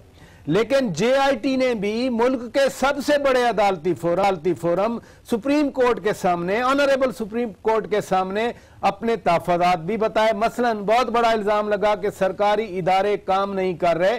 जब इस तरह की एक कंफ्यूज्ड एनवायरनमेंट में मामला आगे बढ़ेगा तो इसकी लेजिटिमेसी, इसकी एक्सेप्टेबिलिटी, उसके बारे में फिर आप क्या कहेंगे? मैं समझता हूँ शौकत बहुत ही की सवाल है सारी सूरत हाल के अंदर, और लेकिन मैं इस सिचुएशन को एक कंफ्यूज्ड सिचुएशन नहीं कहूँगा। मेरे ख्याल में ये बड़ी क्लियर कट सिचुएशन है, क्योंकि ये एक कॉन्फ्रंटेशन की सिचुएशन है। हम जो देख रहे हैं यहाँ पर बहुत खुल्लम खुल्ला दो हिस्सों के अंदर पाकिस्तान की सियासत भी और पाकिस्तान के अंदर जो सियासी राय है या कानूनी राय है वो खुल्लम खुल्ला दो कैंप्स में बटी हुई है। और ये एक बिल्कुल ओपन कॉन्फ्रंटेशन की सिचुएशन है जिसके अंदर कोई बहाना, कोई मौका नहीं छोड़ रहे हैं हुकूमती हल्के JIT को मुतनाज़ बनाने का। और सुप्रीम कोर्ट का तो ये कहना है कि ये JIT जो है इसके काम में रुकावट डालना दरअसल हमारे काम में रुकावट डालना है। तो आमिर अहमद खान साहब, कॉन्फ्रंटेशन की आपने बात की। दो एलिमेंट्स होते हैं, या तो सियासी जमातों के दरमियान कॉन्फ्रंटेशन होती है, वो हमेशा रहती है, लेकिन रियासत के इदारे, मसलन JIT में रियासत के इदारे बैठे हैं, वो कह दें कि हमारे साथ ये ज्यादतियां की जा रही हैं, तो फिर कॉन्फ्रंटेशन की कॉनोटेशन क्या होगी? किस किस के दरमियान कॉन्फ्रंटेशन की तरफ आप भी इशारा कर रहे हैं? कॉन्फ्रंटेशन बेसिकली पाकिस्तान की पॉपुलिस्ट सियासत शौकत साहब और पाकिस्तान के रियासती इदारों के बीच में कॉन्फ्रंटेशन है। ये हमने माजी में बहुत देखी है। माजी में हमने इसकी मुख्तलिफ शक्लें देखी हैं। आपको अच्छी तरह से पता है कि पूरी 90 की दहाई आपको याद होगा कि पाकिस्तान की सियासत और पाकिस्तान के फौज के दरमियान एक तरह की एक कॉन्फ्रंटेशनल सूरत हाल थी और उस वक्त बड़े धड़ल्ले से और बड़े खुले आम कहा जाता था और ये दलील दी जाती थी कि आर्टिकल 58(2)B है जो आइन का, वो इस कॉन्फ्रंटेशन को एक हद से आगे बढ़ने से रोकने का एक बहुत अच्छा टूल है। इस वक्त वो टूल नहीं है, लेकिन कॉन्फ्रंटेशन बिल्कुल ही वही है जो कि पहले वाली होती थी। इसमें इतना भी मैं फ़र्क नहीं समझूंगा कि अगर पहले आप कहें कि पाकिस्तान की सियासत और पाकिस्तान के सिविल रियासती इदारों के अंदर कॉन्फ्रंटेशन होती थी, फौजी रियासती इदारों के अंदर कॉन्फ्रंटेशन होती थी, तो अब वो सियासत और सिविल इदारों के बीच में है। मेरा ख्याल है फौज भी कहीं ना कहीं डायरेक्टली या इनडायरेक्टली इस कॉन्फ्रंटेशन का हिस्सा बनने का खतरा फौज के लिए जरूर है, लेकिन ये इसमें कोई शक नहीं है कि ये पाकिस्तान की पॉलिटिकल फोर्सेस और रियासती इदारों के बीच में इसी नुक्ते पर रही है आसमा। बड़ी की ऑब्जर्वेशन आपने सुनी एक ऐसे शख्स से जो कि हमारे लिए एक अथॉरिटी है इस प्रोफेशन के हवाले से, लेकिन डॉन लीक्स पे एक खतरा बना इसी तरह का कि जी कॉन्फ्रंटेशन हो सकती है। पहला ट्वीट आया, माहौल बड़ा ऊपर गया, लेकिन फिर उसको वाइजली हैंडल कर लिया गया। ये एक लीगल मामला है, JIT का मामला है, तहकीकात का मामला है। क्या वाकई रियासत के इदारों, मसलन सिर्फ फौज नहीं, SACP है, उसमें स्टेट बैंक ऑफ पाकिस्तान है, FIA एक की इंस्टीट्यूशन ऑफ द गवर्नमेंट है, क्या ये इदारे और पॉलिटिकल पार्टी ये कॉन्फ्रंटेशन में आ रहे हैं जब JIT इतनी बड़ी बड़ी शिकायत करती है? देखिए, पहले सिर्फ एक इदारे के साथ कन्फ्रंटेशन थी, अब इसमें 5-6 बड़े इदारे जो हैं वो इसमें आ गए हैं। इसमें NAB का जो रिप्रेजेंटेटिव है वो कुछ कह रहा है, NAB का चेयरमैन कुछ कह रहा है, SACP का जो नुमाइंदा है वो कुछ कह रहा है JIT का, और चेयरमैन जो है वो कुछ कह रहा है। तो ये एक अजीबोगरीब किस्म की कन्फ्रंटेशन है। इसमें ISI भी है, इसके अंदर MI भी है, इसके अंदर NAB भी है, इसके अंदर SACP भी है, इसमें स्टेट बैंक भी है। मेरा ख्याल है कि इसमें सिर्फ और हुकूमत के अंडर ये सारे उसकी छप्पर छांव के नीचे है, जबकि सुप्रीम कोर्ट जो ऊपर है उसके बीच में। तो मेरा ख्याल है ये अदलिया वर्सेस गवर्नमेंट और अदलिया वर्सेस गवर्नमेंट वर्सेस बहुत सारे इदारे जो हैं ये शुरू हो गया है। और ये मेरा ये एक इंप्रेशन है, या मेरा तज्जिया कह दे JIT नहीं, मेरा नहीं ख्याल, मेरा तो ख्याल है JIT सुप्रीम कोर्ट के अंडर है। अगर वो JIT पे सवाल उठा रहे हैं तो इसका मतलब वो सुप्रीम कोर्ट को चैलेंज कर रहे हैं। इनडायरेक्ट अदारे जो सुप्रीम कोर्ट ने ये बात की कि हमने कमेटी बनाई है, आप हमसे ये बात कर रहे हैं कि हमारे ऊपर एतराज, और फिर आप कमेटी के जो एतराजात हैं या जो उनके इल्जामात हैं उनका आप जायजा लीजिए कि वो कितने संगीन है। उसके आखिर में वो जो एक जुमला उन्होंने लिखा है, जो आखिरी लाइन है उसकी, जिसमें वो कहते हैं जी ऐसे माहौल में हमें बताएं हम तहकीकात कैसे कर सकते हैं। तो ये एक हुकूमत का मुख्तलिफ इदारों के साथ टकराव है इस वक्त वजीर खजाना के नीचे 3 इदारे हैं, मगर वो वजीर खजाना कह रहे हैं कि भाई मैं तो सबको कुछ कह रहा हूं, लेकिन उसके बावजूद हम किसी को नहीं रोक रहे, लेकिन फिर भी कहा जा रहा है कि हुकूमत रोक रही है। ये धूल उड़ेगी, ये इदारे और कमज़ोर पड़ेंगे जिस तरह से लग रहा है, सूरत हाल बढ़ रही है। और हो सकता है इस केस का कोई नतीजा ना निकल सके, हो सकता है, मतलब मेरी एक एजम्पशन है या मेरा तज्जिया है, अल्लाह ना करे कि ऐसा हो कि इसका कोई नतीजा ना निकले। अगर इसका कोई नतीजा नहीं निकलता तो कन्फ्रंटेशन ही रहेगी। रहमान अदर साहब, इदारों के लोग ही JIT में बैठे हैं, मुख्तलिफ इदारों के 6 इदारों के लोग JIT में बैठे हैं। JIT कलेक्टिवली जाके कहती है सुप्रीम कोर्ट को, शिकायत करती है अपनी तरफ से, वो जाहिर है कन्विंस होंगे तो ये शिकायत कर रहे हैं ना। हम ये तो नहीं कह सकते कि JIT के लोग बेसलेस बातें कर रहे हैं, लेकिन जिन इदारों से JIT के मेंबर्स आए, स्पेशली जो सिविल साइड के इदारे हैं, वो इदारे कह रहे हैं कि ऐसी कोई बात नहीं है। इन्हीं इदारों के अंदर के लोग कह रहे हैं कि ये मामला है, ये मामला खराब है। वो चीजें तो बड़ी सिंपल है, जो इदारों के सरबराह हैं वो तो यही तो सारा मामला है कि जो JIT, एक तरफ JIT ये 6 लोग हैं, दूसरी तरफ जो है वो हुकूमत है, और जो इदारे NAB आप कह लें, IB कह लें, SACP है, नेशनल बैंक, वो सारे के सारे वो हुकूमत की पार्टी में। IB के लोग तो JIT में, मैं वही कह रहा हूँ, जो बाकी जो सारे इदारे हैं जिनसे शिकायत है वो सारे के सारे हुकूमत के अंडर हैं। उन इदारों के सरबराहान वो भी हुकूमत के अंडर आते हैं। तो यही तो JIT का कहना है कि इदारों के सरबराहान तक जो है वो इस चीज को इन्फ्लुएंस करने की कोशिश कर रहे थे। व्हाट्सएप कॉल कहानी क्या थी कि आपने जो है वो लिखा, आपने एक मेंबर को जो है वो बार बार शामिल करने की कोशिश की और वही मेंबर जो है वो रिकॉर्ड के साथ जो है वो टेम्परिंग कर रहा है। SCCP वाला यही केस है ना आसमा।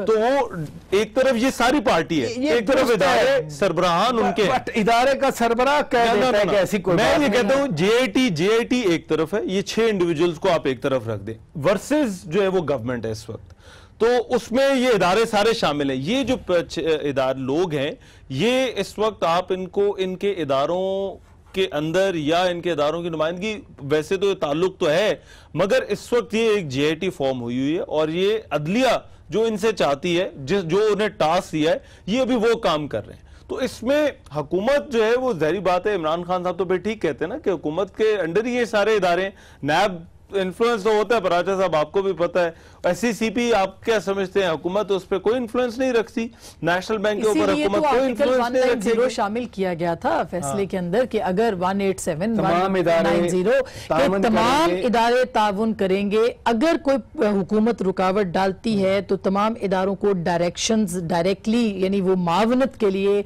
सुप्रीम कोर्ट के ऑर्डर्स के ऊपर चलेंगे। मगर इदारे तो बंदों ने चलाने ना, अफराद ने चलाने इदारे, वो अफराद ये जो JIT में भी तो अफराद बैठे हैं, रहमान अदर साहब, बिल्कुल ठीक है। मैं इधर आमिर खान साहब की राय लेते हैं।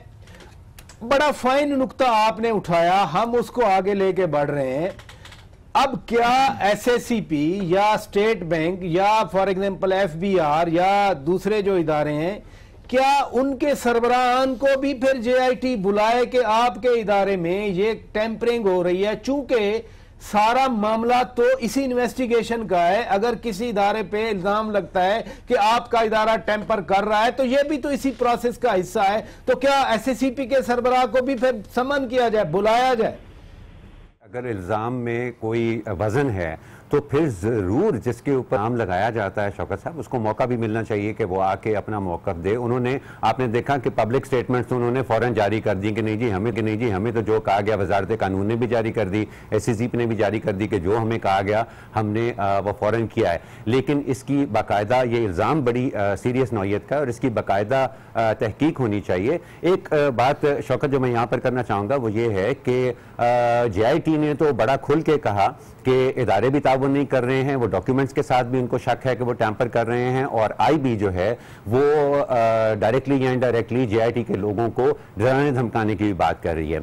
यहाँ पर एक सवाल उठता है, वो ये है कि आपने भी उसका जिक्र किया कि जी JIT कन्विंस्ड है कि ये सब कुछ हो रहा है। अब JIT की कन्विक्शन की वजह क्या है जी? कैसे पता चलता है JIT को कि जिसको वो बुलाती है पहले वो प्राइम मिनिस्टर्स हाउस में जाके ब्रीफिंग लेता है, या जो डॉक्यूमेंट्स वो मांगती है उनको टैंपर किया जा रहा है, या जो उन्होंने लफ्ज़ इस्तेमाल किया कि जी हमें टेक्निकल उसकी बेसिस के ऊपर हमें ये पता चला है कि सोशल मीडिया पेजेस हैक हो रहे हैं, तो इसका मतलब है कि JIT के भी पसे पर्दा उनके पास एक बहुत वसी इंफ्रास्ट्रक्चर ऐसा है जो कि इस बात पर मुसर है कि अब अगर ये मामला शुरू हुआ है तो इसको हर सूरत में आपने JIT को सपोर्ट करना है और जो उनको चाहिए वो देना है, और अगर कोई उनको वो हासिल करने से रोकता है तो उसको सामने लेके आना है। तो ऐसा नहीं है कि ये 6 बंदों की बात है, एक तरफ हुकूमत है और दूसरी तरफ 6 बंदों की बात है।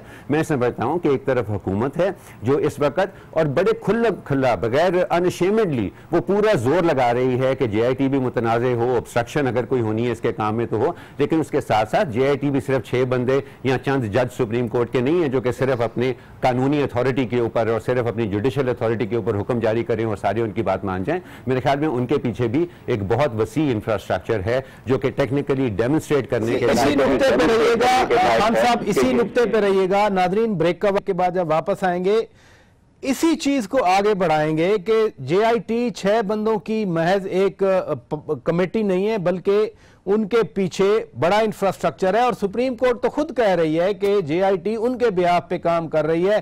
फिर सुप्रीम कोर्ट उनको इंश्योर कैसे करे, ट्रांसपेरेंसी को इंश्योर कैसे करे, उनके फियर्स को कैसे दूर करेगी? 190 की बात भी हुई, आर्टिकल 190 ऑफ द कॉन्स्टिट्यूशन। ये अमूर आगे बढ़ाएंगे ब्रेक के बाद।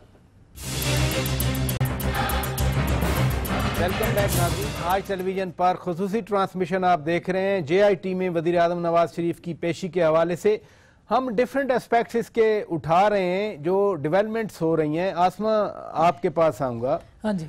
वजीर आजम अंदर बैठे हुए हैं, ये माहौल बंद है, बाहर कोई चीज नहीं आ रही, लेकिन फिर भी ये सारी गुफ्तगू चल रही है, जिस पर अभी आसिफ किरमानी साहब कुछ हिस्सों पर एहतजाज भी कर रहे थे। बट अंदर जो बातचीत की जा रही है, जो सवाल पूछे जा रहे हैं, वो बाहर कैसे आ रहे हैं? या गलत हैं ये खबरें, या अंदर से बाहर आ रहे हैं? राज साहब, ये बड़ी इंटरेस्टिंग बात है। ऑलरेडी देखें कि कुछ प्रोग्रामों के तबसरे तज्जिए जो हैं उसको लेके JIT ने उस दरखास्त के अंदर जिसमें रुकावटें डाली जा रही है उसमें डाला है कि जी ये मीडिया जो है इस तरह का रोल प्ले कर रहा है। एक तरफ तो वो एक्सट्रीम कदम है, दूसरी तरफ ये कि ये हमें भी थोड़ा सा रिस्पॉन्सिबल होना चाहिए। अब हर एक को पता है कि जो इन्वेस्टिगेशन है वो 13 सवालात के ऊपर ही चल रही है। अब उन 13 सवालात वजीर आजम से पूछा जा रहा है कि हुदैबिया पेपर मिल्स में ये क्या हुआ। अरे भाई वही तो सवाल है, उनको जराए करके चला रहे हैं, वही जराए करके चला रहे हैं। मतलब सहाफत का जनाजा है, जरा धूम से निकले। ये हमें भी स्टील मिल के पैसे अगर JIT ने वही सवाल पूछ रहे, वो जराए के मुताबिक चला रहे हैं। भाई ये 13 सवाल है, आप बांगे दोहल चलाए कि 13 सवाल है जो पूछे जाएंगे। आपने जनाजा निकाल दिया, जनाजा निकाल दिया, लेकिन तो हमें थोड़ा सा, और किरमानी साहब ने जो इशारा किया कि मेरी बात मुझसे एट्रीब्यूट करके जो की जा रही है वो क्रेडिबिलिटी का, हर एक की क्रेडिबिलिटी इंक्लूडिंग मीडिया भी आ गया। लेकिन जो हम बात कर रहे थे, JIT की शिकायत है।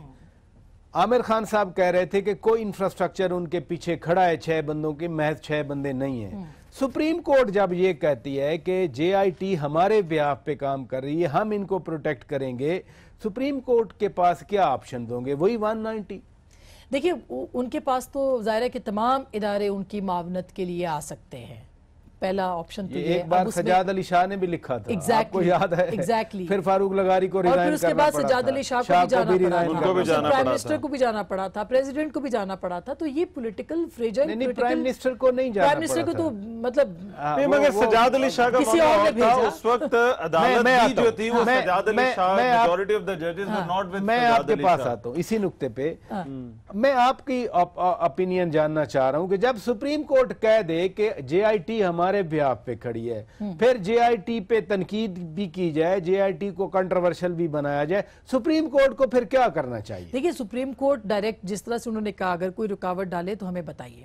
अब अगर JIT, ये पिटीशन जो अभी गई है ना कल, ये बहुत इंपॉर्टेंट है, जिसमें उन्होंने साफ हाथ उठा लिए समझे JIT, हमें डराया जा रहा है, हमें अरेस्ट किया जा रहा है, हमारे पास, हम ऐसी सूरत में कैसे इन्वेस्टिगेट करें?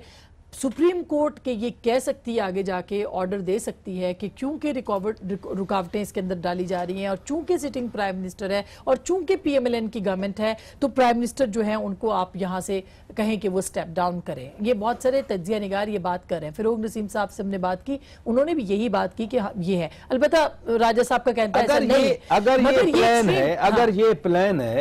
अगर ये प्लान है तो फिर तो ये JIT की तरफ से भी तो मोटिवेटेड हो सकता है कि एक ऐसी फिजा पैदा की जाए, एक ऐसी फिजा पैदा की जाए जिसके बाद फिर सुप्रीम कोर्ट इस तरह का ऑर्डर दे। बिल्कुल। और आपने देखा कि वजीर आजम जो है उनके स्टेप डाउन करने के लिए मुतालबा भी उसी शिद्दत से अब आना शुरू हो गया। अब देखिए, JIT का कोई मुफाद कह रहे हैं ना, अगर माहौल कंट्रोवर्शियल होता है तो JIT का इसमें क्या मुफाद? क्योंकि JIT इन्वेस्टिगेट कर रही है। यही तो सारा सवाल है रहमान अनवर साहब, यही तो सारा सवाल है। आपने उनकी बात नहीं सुनी कि JIT के पैरेलल भी बाहर भी एक मुतालबा आ गया कि जी वज़ीर आज़म आप रिजाइन करें, जैसे JIT की शिकायत। अभी एक बड़ी सिंध हाई कोर्ट में इंटरेस्टिंग पिटीशन भी आई है, उसके अंदर उन्होंने जो पिटीशन डाली है उसमें मरियम नवाज साहिबा को, दानियाल अजीज और तलाल चौधरी, मोहसिन शाह नवाज रांझा, इन सब लोगों को नॉमिनेट करके कहा है कि ये लोग कार्य जो रियासत है उसके अंदर ये मुदाखलत कर रहे हैं, इन्वेस्टिगेशंस में मुदाखलत। देखिए, अब सिंध हाई कोर्ट की एप्लीकेशन, लाहौर हाई कोर्ट की एप्लीकेशन, सुप्रीम कोर्ट के अंदर ये एतराज आ चुका है। अब अगर हर तरफ से एप्लीकेशन जाएंगी सारी कोर्ट्स के अंदर, तो आप खुद बताएंगी इस हुकूमत के पास क्या इख्तियार है? सेनेटर फरोग नसीम साहब हमारे साथ लाइन में, आपने अभी उनका जिक्र भी किया था। सेनेटर साहब अस्सलाम वालेकुम। वालेकुम सलाम। हम बात कर रहे हैं, वज़ीर आज़म साहब JIT पे मौजूद हैं, उनके साथ क्वेश्चनिंग की जा रही है, इन्वेस्टिगेशन की जा रही है, लेकिन जो एक ओवरऑल इन्वायरमेंट है हम उसकी बात कर रहे हैं। अभी बात हो रही थी कि JIT के अंदर बैठे हुए मेंबरान अपने ही इदारों की बात कर रहे हैं कि वो या तो टेम्पर कर रहे हैं रिकॉर्ड को या तामन नहीं कर रहे। सुप्रीम कोर्ट ने 190 रूल के अंडर ये कमेटी बनाई थी। सुप्रीम कोर्ट कैसे जेआईटी को प्रोटेक्ट करे कि वो ट्रांसपेरेंसी के साथ, क्रेडिबिलिटी के साथ, उसी लेजिटिमेसी के साथ अपनी तहकीकात मुकम्मल करे? ये बड़ा मुश्किल सवाल आपने किया, बड़ा अच्छा सवाल है। और एक्चुअल इशू यही है कि एक तरफ तो सुप्रीम कोर्ट ऑफ पाकिस्तान का एक ऑर्डर है बड़ा क्लैरिटी के साथ, जैसे आपने कहा आर्टिकल 190 में है, 187 में है, 189 में है, और साथ साथ जेआईटी जो कि कुछ महकमे हैं उनके रिप्रेजेंटेटिव्स हैं। तो यही वजह है कि सुप्रीम कोर्ट ऑफ पाकिस्तान के सामने लगता यही है कि जेआईटी ने शिकायत की है कि हमसे कोऑपरेट नहीं किया जा रहा। अब इसमें मेरा अपना ख्याल ये है कि सुप्रीम कोर्ट को शायद इसमें थोड़ी सी एक तहकीक भी करनी पड़े, प्राइमा फेशी समरी तहकीक करनी पड़े। बहुत अगर डेप्थ में इसी तहकीक में चले जाएंगे तो मेन केस से फोकस हट जाएगा। फॉर द टाइम बीइंग तो सुप्रीम कोर्ट यही कर सकती है कि तंबीह कर सकती है, ऑर्डर पास कर सकती है, ये कह सकती है कि ये इनको कोऑपरेट करना चाहिए तमाम डिपार्टमेंट्स को, और फिर इन दी एंड जब ये चीज तय हो जाए, सामने ये आ जाए कि किस किस आदमी ने उस डिपार्टमेंट में किस किस तरह हुक्म अदूली की है, चीजें चेंज की हैं, छुपाई हैं, तो उसके खिलाफ कोई प्रॉपर एक्शन लिया जाए। अच्छा फरोग नसीम साहब, ये जो अभी जो जेआईटी की शिकायत हैं, एक बार तो कॉन्सेप्ट अपने सुना, ऑब्स्ट्रक्शन ऑफ जस्टिस जो है ये बड़ा एक सीरियस किस्म का चार्ज होता है अगर कोई केस के साथ करने की कोशिश करता है। इसको क्या जो जेआईटी ने जो शिकायत दी हैं लीगली, क्या आप इसे सिर्फ रिजर्वेशंस कहेंगे या ये वाकई ये बड़ी सीरियस ऑब्स्ट्रक्शन ऑफ जस्टिस की कोशिश है जो जेआईटी कह रही है?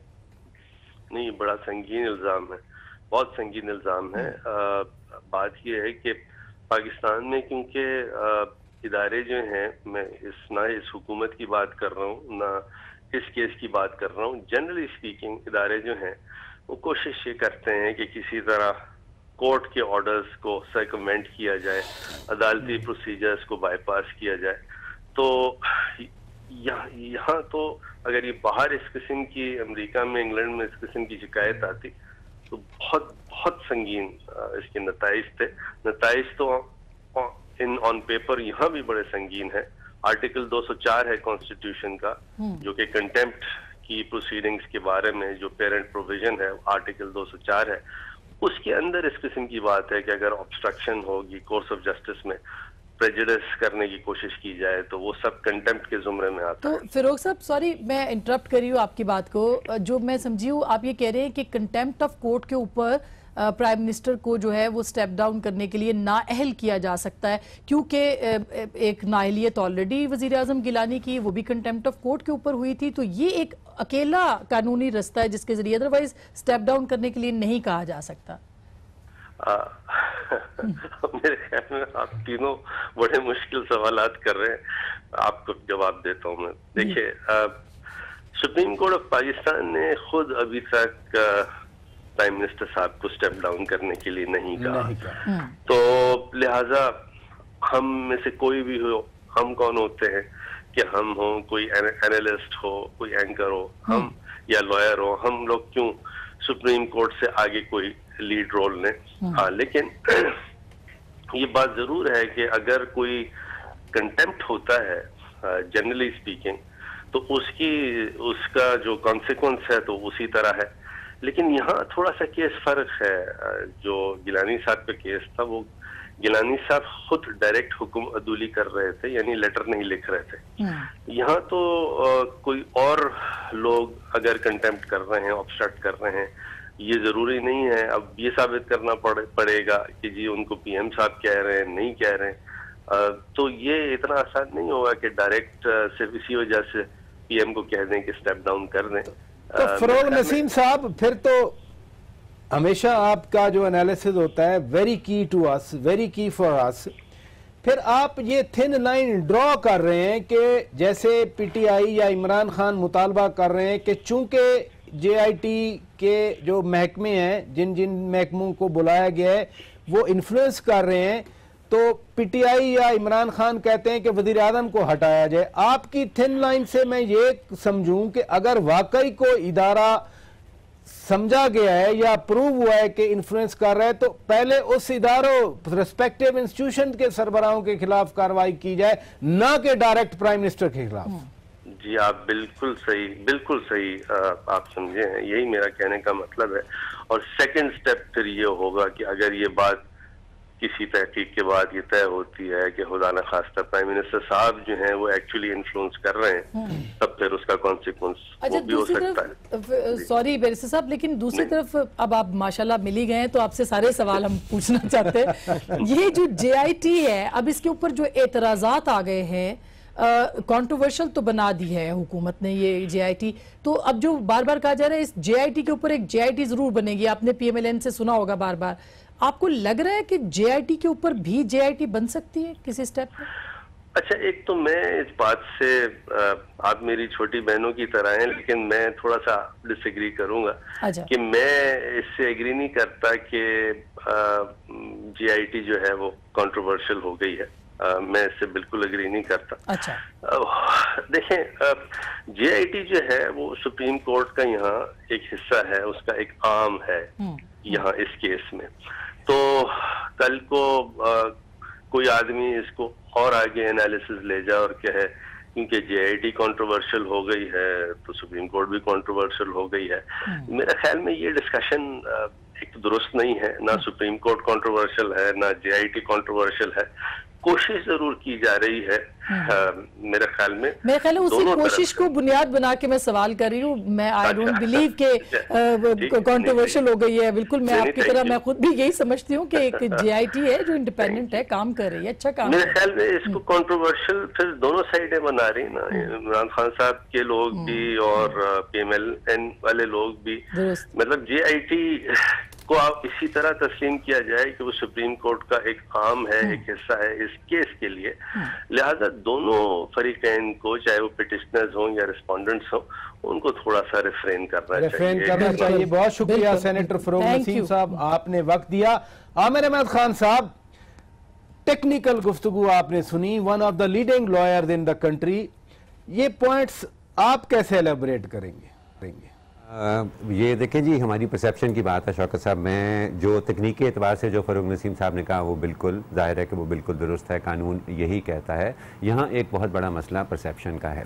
देखिए, अगर आपको किसी भी एक मुकदमे को ले लें, उसके अंदर अगर आपकी चोरी साबित हो जाती है या कोई और आपका कोई गलत काम जो है वो साबित हो जाता है, उसकी तयशुदा सज़ा होती है। अब दो ही चीज़ें हो सकती हैं, साबित हो गया तो आपको सज़ा होगी, अगर ना साबित हो सका आपको रिहा कर दिया जाएगा। ये क्योंकि एक सियासी मामला है, इसका महवर जो है वो पाकिस्तान के एक बड़े मकबूल वज़ीर आज़म हैं, इसलिए इसके अंदर अब एक तीसरे रस्ते की जो बात होना शुरू हुई है, जिसका हो सकता है कि कानून के साथ कोई ताल्लुक़ ना हो, परसेप्शन के साथ बहुत गहरा ताल्लुक़ है और सियासत के साथ बहुत गहरा ताल्लुक़ है।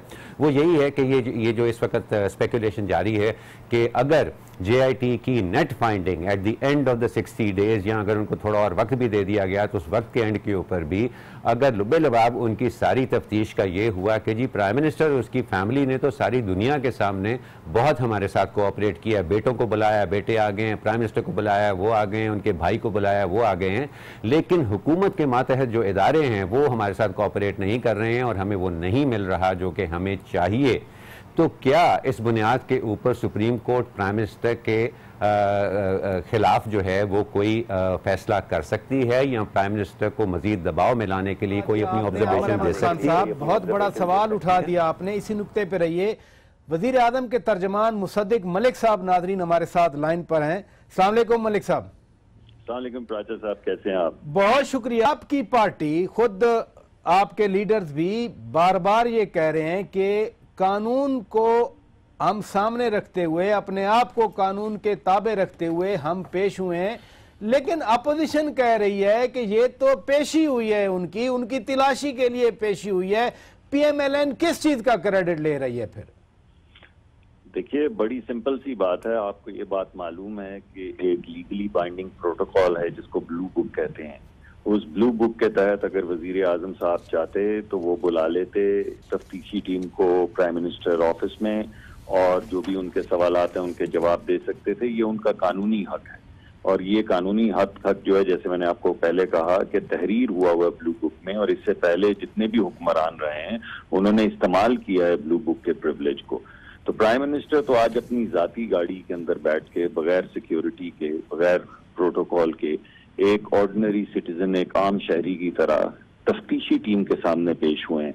आपको मैं ये भी याद करवा दूं, आपको याद होगा इससे पहले एक दफा एक और लीडर को बुलाया गया था और उनको तो अदालत ने बुलाया था, तो अदालत में पेश नहीं हुए थे। तो वजीर आजम जो हैं वो अदालत में नहीं, एक तफ्तीशी टीम के सामने हाजिर हुए, और इस वजह से कि इदारों का वकार जो है वो बुलंद हो, मुल्क में जमहूरियत का वकार बुलंद हो। रहमान अदर साहब कहते हैं कि वो अगर गलत किया था तो इसका हरगिज मतलब नहीं है कि अब भी गलत होता। Two wrongs can not make right. बैठे हैं रहमान अदर साहब, मेरे और सुबह से हमारी यही बहस हो रही है, सुबह से यही बहस हो रही है हमारी। नहीं, देखिए, मैं रहमान साहब तो मेरे बड़े करीबी दोस्त हैं, उनसे मैं क्या झगड़ा कर ही नहीं सकता, लेकिन बुनियादी हमारे साथ में झगड़ा कर रहे हैं से। मगर मेरा ख्याल है डॉक्टर साहब, द पॉइंट बीइंग, आपसे जारी बात है क्योंकि एक ताल्लुक भी है। मैं सिर्फ एक मिनट जी आप कहिए, चले आप कर लें बात, फिर मैं सवाल पूछ लेता हूं आपके बाद। अच्छा नहीं, मैं चले उसी में साथ में शामिल कर लीजिएगा। देखिए मेरा क्वेश्चन था, इनकी बारी आएगी तो इसके बाद फिर मैं भी पूछ लूंगी। अच्छा, आपकी डॉक्टर साहब रिजर्वेशंस हैं, ठीक है, मगर उसके बावजूद रिजर्वेशंस भी बड़ी लंबी चौड़ी हैं और बड़ी सीरियस उनकी नेचर है। उसके बावजूद आप लोगों का, प्राइम मिनिस्टर का, जारी बात है आपके सबसे बड़े लीडर हैं, उनका जेआईटी में जाना, क्या इसका मतलब ये लिया जाना चाहिए कि जेआईटी की वर्किंग जो है उस पर कहीं ना कहीं आपको एतमाद भी है कि ये ठीक काम कर रही है? तभी तो वजीर आजम ने जो है वो जाने का फैसला किया, खुद गए जुडिशल एकेडमी जाके जो है वो पेश हो गए। देखिए, अदालत का तो हर फैसला हम कबूल करते हैं। कबूल फैसला करने का मतलब ये तो नहीं होता कि हम अग्री भी करते हैं। हमारे तहफ़्फ़ुज़ात जो हैं हम बार बार अदालत के सामने बड़े मोतबाना तरीके से लेकर जा रहे हैं। जिन लोगों को हरासा किया जा रहा है उनकी लिस्ट पेश की जा रही है, जिस तरीके से उनको कहा जा रहा है कि आप अपने एफिडेविट वापस लें, आप आदम आप गवाह बने, इससे ये साबित होता है कि उनके पास कोई सबूत और शहादतें नहीं है। अगर सबूत आपके पास मौजूद हों तो तफ्तीश के दौरान आप सिर्फ सवालात पूछते हैं कि भाई ये सामने आ गई ये चीज़, आप इसका जवाब दीजिए। जवाब नहीं मिलता तो वो अपना लिख लेते हैं, कलम कर लेते हैं कि ये मामला हुआ है। लेकिन जब आपके पास कोई सबूत ना हो और आप विच हंटिंग पे निकले हों तो फिर आप लोगों पे जोर डालते हैं। किसी को कहते हैं हम तुम्हें 16 साल के लिए जेल में डाल देंगे। Not opt out. अगर आप इतनी, मतलब मैं तो ये समझ रहा हूं कि जो रिजर्वेशन हैं, जो आपके एतराजात हैं वो बड़े सीरियस है, तो फिर आप ऑप्ट आउट क्यों नहीं कर जाते? अगर इतने एतराजात हैं, इतनी, मतलब मैंने आपको बताया है कि there is a very clear demarcation between accepting and agreeing. जो अदालत फैसला करती है हम एक्सेप्ट करते हैं, हम कबूल करते हैं अदालत का हर फैसला। अच्छा। मगर जो हमारी, अगर कोई उस प्रोसेस के अंदर अगर कोई हमें कंसर्न है तो वो कंसर्न जाहिर करना, जब आप सवाल पूछते हैं तो हम अवाम के सामने जाहिर करते हैं, जब अदालत सवाल पूछती तो लिख के अदालत के सामने अपने तहफ़्फ़ुज़ात पेश करते हैं। ये डॉक्टर साहब आसमा शिराजी साहब अभी एक क्वेश्चन करना चाह रही हैं। डॉक्टर साहब बहुत खतरनाक सवालात करती हैं।